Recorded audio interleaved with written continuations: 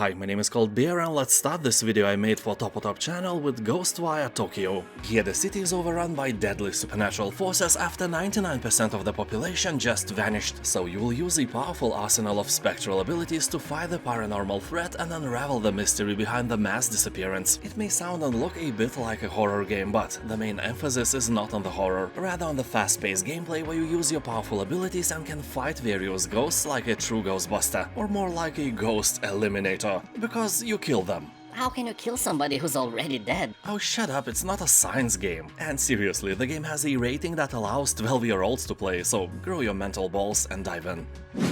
Orcs Must Die 3. This is probably the most entertaining tower defense game I have ever played, and I don't have specifically the third part in mind. The whole franchise will erase your boredom like your ex erased you from her life without a trace. So anyway, here you will be killing orcs, wave after wave after wave, and you will do that not only with various traps and turrets, but personally as well. You can play solo or two-player co-op, arm yourself with a massive arsenal of weapons and slice, burn and zap hordes of repugnant orcs. The game is incredibly fun, and at first it seems easy. Oh, but all this is just a deception. Later games will turn into incredibly hard try again and again battles. One misplaced trap, one missed shot, and you are dead.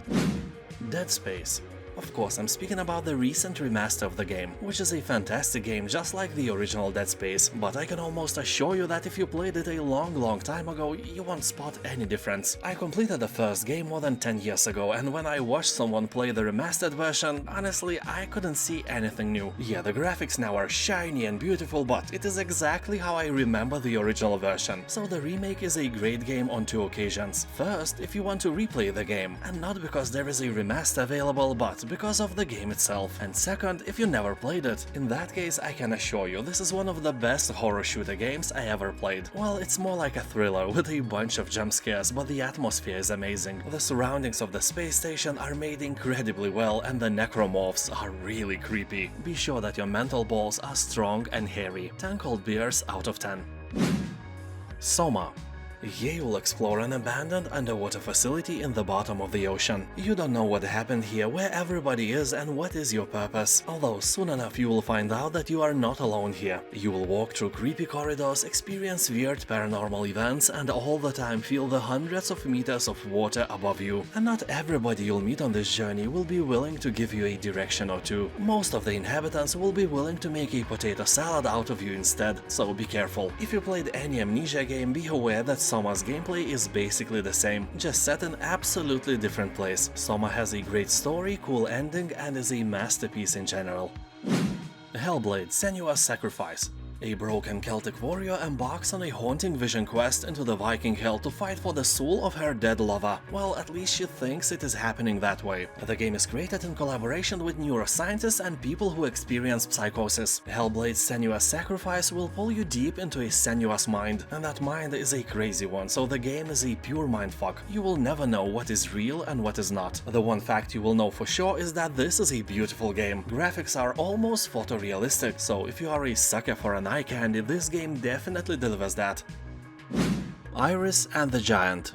This is a fusion of a collectible card game with RPG and roguelike elements. Although don't get me wrong when I say collectible card game, this is strictly a single-player experience. You play as Iris, who must brave her fears in her imaginary world. Behind the game's unique minimalist art style, you will explore a touching story of a young woman facing her inner demons and soothing her raging giant inside. Game is short, it will eat up about 5 hours of your life. People on Steam are saying that the game has great art design and is quite easy to play, although keep in mind that it is roguelite, so it will require you to fail a few times to unlock powers and imaginary friends. Also be warned that the story is emotional and will play with your feelings.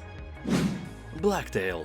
Here the choice is yours. Will you become the guardian of the woods or the terror nightmares are made of? You play as Yaga, a 16-year-old girl accused of witchcraft and expelled from a medieval settlement. Well, I know what I would be doing after that. Definitely not helping poor folk from the aforementioned village to heal their sick cattle. No, I would rather secretly put pineapple in their potato salad. Also would turn all their delicious beer into milk. Milk of a cat. Yeah, milk of a cat or of a hamster. Anyway, you'll decide the fate of the land and its inhabitants, and witness the impact of your decisions on your skills through an implemented morality system. People on Steam are saying that the game feels more mature than the visuals it provides, and the story is really dark and captivating. The Witcher 3 Wild Hunt.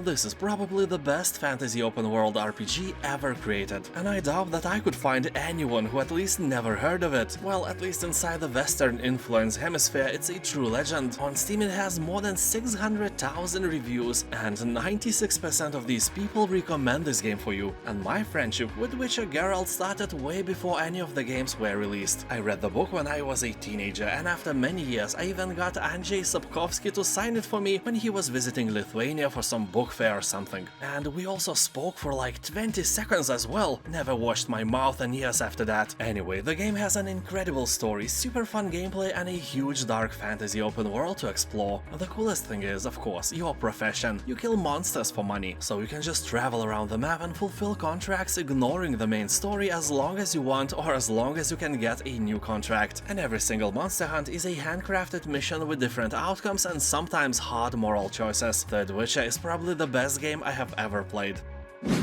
Darksiders Genesis. This is a great game with great humor and very positive reviews on Steam. It is well balanced to play in co-op mode, but also fun in single player as well without any regrets. You, like me, probably have no friends anyway, although I must warn you that here you'll do more shooting than bashing and stashing, but you will get a fair share of the latter as well. Gamers on Steam are praising the aesthetics, interesting story and fun gameplay, but are grumpy about controls and few almost unsolvable puzzles. Game has great graphics, a bit childish dialogues, terrible camera angles, and no potato salad man class, which is a shame. Anyway, from me it gets 8 cold beers out of 10.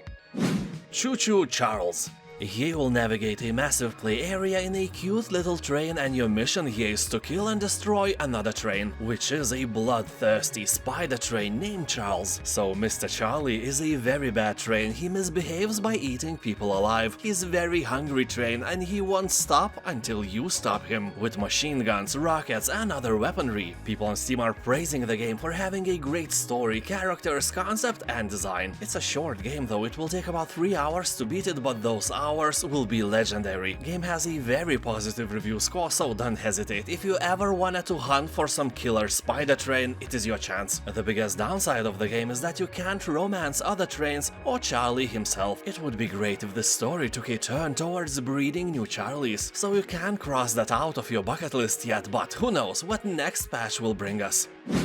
Hardspace, Shipbreaker.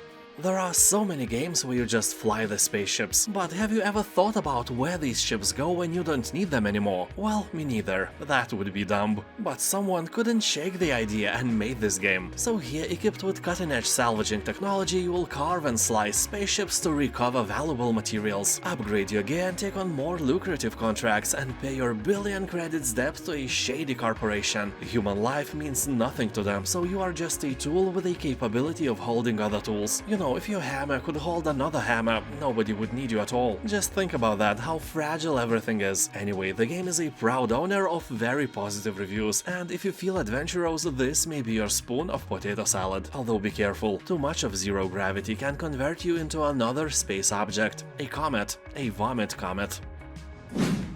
Season, a letter to the future.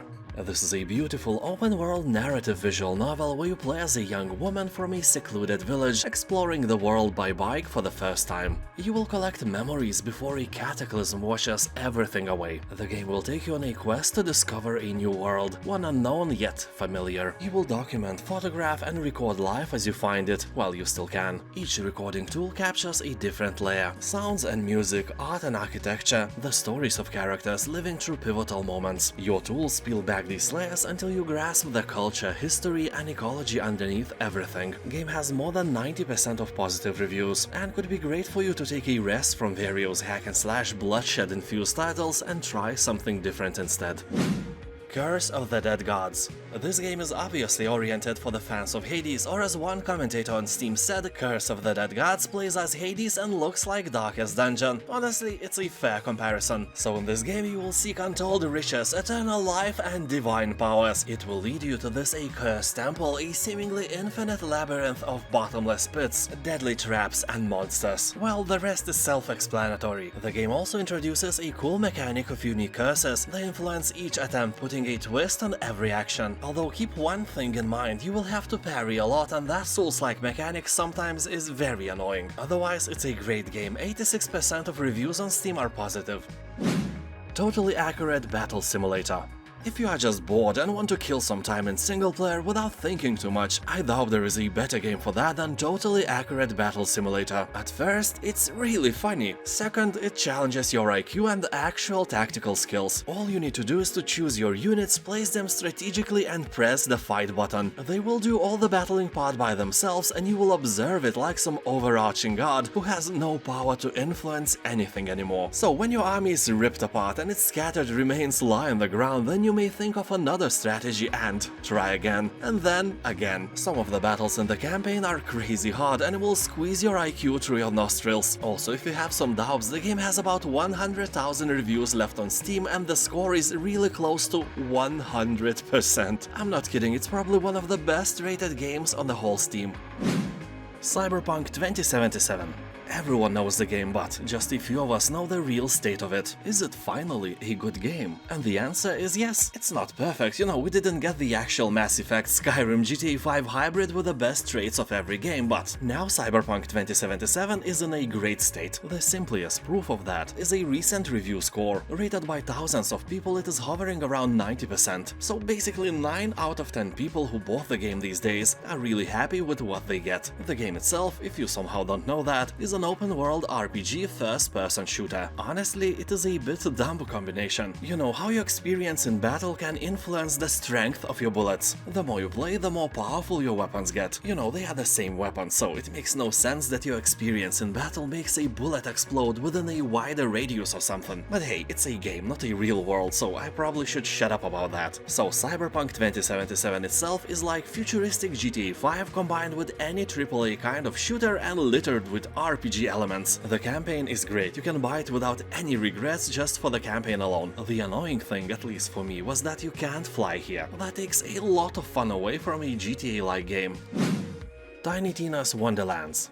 You will embark on an epic adventure full of whimsy, wonder and high-powered weaponry. Bullets, magic and broadswords collide across this chaotic fantasy world brought to life by the unpredictable Tiny Tina, which is your disorderly guide through this realm where rules rarely apply. You will explore a vast overworld spanning majestic cities, dank mushroom forests and epic fortresses. You can choose your own multi-class hero and loot, shoot, slash and cast your way through outlandish monsters and loot-filled dungeons. Take on a quest to stop the tyrannical Dragon Lord and show everyone who's the real boss is. Well, as always, probably not you. You can play it alone or co-op with a friend. Death Stranding Director's Cut. After the collapse of civilization, you must journey across a ravaged landscape crawling with dangers to save mankind from the brink of extinction. Game is created by legendary Hideo Kojima, so brace yourself for some weirdness. The famous Danish actor Mads Mikkelsen and the Walking Dead hair model Norman Reedus gave their bodies and voices to the characters, so that alone is probably enough to catch your attention. Also, you can actually take a Dumpty Dump in there. Such nice details. Death Stranding is definitely not a standard game. It really differs from almost everything I have seen. Some salty guys call the game a walking simulator, but in a walking simulator you can't die, and here death is on every corner. It's even in the name of the game. Death Stranding can be too stressful for more sensitive people, so keep in mind that this is not just a happy walk in the park. It's quite dark and gloomy, and it will really test your nerves. Jurassic World Evolution 2. Here you can build your very own Jurassic Park just like in the first part, but a bit more beautiful, fancier and a bit better. You know, that number at the end of the game's name has to mean something, and it means more species of dinosaurs as well, like at least 2. So at first it's all about fun, interesting creatures and happy customers, until some brown substance from the bottom of Biosaurus hits the fan. And by that I mean that life always finds the way, and that is kinda the opposite of life for everyone else in your park. You may think that the raptors will escape the cage and will start feasting on your customers, but the reality is way more cruel. There's almost no way that the first human eaten in your beautiful park by a potato raptor would be just a terrible accident. You know, the fault of cheap fence or stupid worker forgetting to close the gates. Nah, it will be you. You will save the game and then let the creatures go. Because after a while you will get bored. And only blood can entertain you. Alien Isolation. Here you are all alone in a giant space station and a xenomorph is hunting you. You have no guns, you are the prey, but despite the fact that you are a woman, your balls are way bigger than some men have, definitely bigger than mine. So you are being hunted by a creature of nightmares, smart, stealthy and built to kill. Sometimes it can take an hour without an encounter, sometimes you can feel it creeping upon you in the vents, sometimes you can hear it, and sometimes you just die because a xenomorph is not some usual monster. It's terrifying. Really terrifying. The feeling when you see him launching at you from a distance will put your heart into your heels. It looks and moves in a way which somehow invokes the primal fear in your brain. To play this game you will have to have huge and hairy mental balls, because with time you may get used to the alien, you may get used to hiding and even to jump scares, but when the game guides you to the alien nest, and it's the only way to go, you will only wish that you had not 2 balls, but at least 4, or more likely 7. Yeah, 7 is good number. Scarlet Nexus. So here in the far distant anime future, a psionic hormone was discovered in the human brain, granting people extra sensory powers, and that changed the world as we knew it. As humanity entered this new era, deranged mutants known as Others began to descend from the sky with a hunger for human brains. Highly resistant to conventional attack methods, extreme measures needed to be taken to battle the overwhelming threat and preserve humanity. Those with acute extrasensory abilities known as psionics were our only chance to fight the danger from above. So I guess it is you and your anime heroes named Yuito and Kasani. You will have to complete both of their anime stories to unlock all the anime mysteries of a brainpunk future caught between technology and psychic abilities. Reviews are very positive, although people are saying that the game is quite generic and may not inspire you in any way. Hand of Fate 2. This is a dungeon crawler set in a dark fantasy world. Here you'll try to master a living board game, where every stage of the adventure is drawn from a deck of legendary encounters chosen by you. So choose wisely your opponent. The enigmatic dealer will try to make you feel helpless and pathetic. People on Steam are saying that the combat is a bit clunky, but the atmosphere, art style and the narration of the game makes Hand of Fate really enjoyable and fun. Although keep in mind that the game is kinda difficult, also heavily based on luck. You know, it's a card game after all. And that may be frustrating if you have an unlucky day when everything falls apart. So before playing, throw a coin into the air 3 times and try to guess heads or tails. If you'll be correct at least 2 times, play the game. Luck is with you today. And what if this was the last drop of luck? What if guessing heads or tails right was the luckiest thing that happened today? Well, in this instance, I'll think you'll know that you are screwed right away. Game is not forgiving. Death's Door. Here you control a crow, some kind of bird Grim Reaper. Suddenly your assigned soul is stolen, and you must track down a desperate thief to a realm untouched by death, where creatures grow far past their expiry date and overflow with greed and power. Well, this place sounds like a parliament of every country. You will have a vast array of melee weapons, various arrows and powerful magic to overcome a fantastic bunch of beasts and demigods. The land is full of twisted inhabitants and countless secrets, just like Parliament. Anyway, here you'll experience a somber yet darkly comedic tale, uncovering the secrets beyond the flow of souls, the role of the crows, and the origin of the potato salad man himself. Well, probably not the latter, I'm just kidding. Or am I? The Evil Within 2. Here you'll play as Detective Sebastian Castellanos, who has lost everything. Well, that is written in the game's description, but I honestly hope that he didn't lose his ding-dong. You know, that would suck. So anyway, you were given a chance to save your daughter, and have to descend into the nightmarish world. Horrifying threats emerge from every corner as the world twists and wraps around you. Here you can craft traps, sneak, run and hide, or try to battle the horrors with limited ammo. Sounds familiar, right? Yep, if you are a fan of Resident Evil, the second part of The Evil Within will hit you straight into your feelings. It's a really great game with more than 90% of positive review score. Death in the Water 2. I've been eyeballing this game for a long time now. It looks like a very nice shooter game set in an original underwater environment. Here you will dodge and carve your way through swarms of terrifying sea creatures, controlled by a vicious, giant, mind-controlling kraken that haunts your every move. You will scavenge for hidden treasure to unlock weapons and upgrades, but the environment of this game will make sure that every dive reveals a new nightmare. As you investigate ruins, wrecks and reefs, the tension escalates. The marine life mirrors real behavior, with sharks and creatures remaining passive unless provoked. So don't splash the water and don't pretend to be a seal. Honestly, this advice is legit not only in this game, but also in real life, except if you are attending a gathering of people who pretend to be seals, which is a very popular thing in Estonia, for example. I'm not joking. So the game features a campaign, also survival and free roam modes. People on Steam are saying that this game is very detailed and is suitable for almost every first-person shooter horror fan. The only bad thing is, if you get motion sickness easily, then avoid. Terraria. The game is way more than just a flat version of Minecraft. Terraria is so much more beautiful, with more special effects and more dynamic fights. Here you can craft hundreds of items, build houses or even castles in any form you desire. Yes, even in that one you are thinking about. Castle of Boob? Yes, the Castle of Boob. Here you'll have to survive dangerous nights, defeat waves of enemies and dig down below to encounter some unspeakable horrors. Yeah, really, some of them are really difficult to describe, although don't play it alone. Play it with your wife, brother, friend or mother-in-law. You will enhance the experience many times. The game has overwhelmingly positive reviews, everyone likes it. Stray. The game has an overwhelmingly positive review score and is worthy of the full price without a doubt, but now you can obtain it for a little bit cheaper. This is a cat simulator, but not a usual one, if you know some usual ones, because the game is set in a cyberpunk world and that stirs the pot a bit. The game is a third-person cat adventure set in a detailed neon-lit alleys of a decaying cyber city and the murky environments of its seedy underbelly. Here you can roam surroundings high and low, defend against unforeseen threats and solve the mysteries of this unwelcoming place inhabited by nothing but unassuming droids, dangerous creatures and things. You know, like evil duct tape. It's your enemy. If in your life a cat ever owned you, you know why. Sea of Thieves 2023 edition.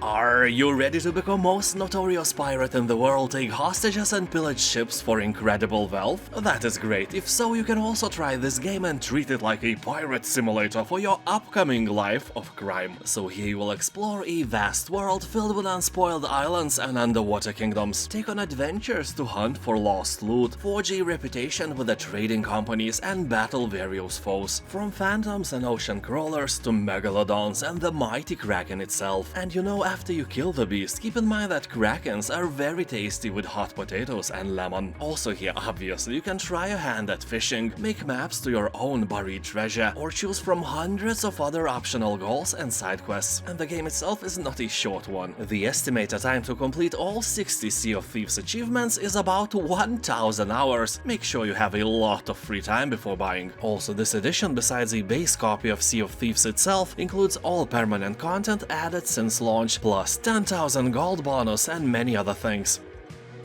Sifu. If you ever wanted to feel like Bruce Lee in his movies, then this game is definitely your spoon of potato salad. The big difference this game offers is that here enemies don't wait for their turn to beat you, so you will have to be quick, nimble and smart to defeat them all. Kung Fu is mastery achieved by practice, a path for the body and the mind. You will learn from your mistakes, unlock unique skills and find the strength to master the devastating techniques of the strongest Kung Fu style ever invented. Well, I have zero knowledge about Kung Fu, to be honest. My ninjutsu martial arts teacher always said that if you can avoid the fight, avoid it. If you can't avoid it, grab an object like a chair and beat your enemies with it. Don't use your hands if you can, they hurt. Well, he also said that if a robber attacks you and you manage to knock him off, take his wallet and then pee on him. Show your dominance. And that is not a joke, my sensei really said that. Yeah, for real, leave honor for the movies. And now, thank you for watching, have a nice day and I'll see you next time. Bye!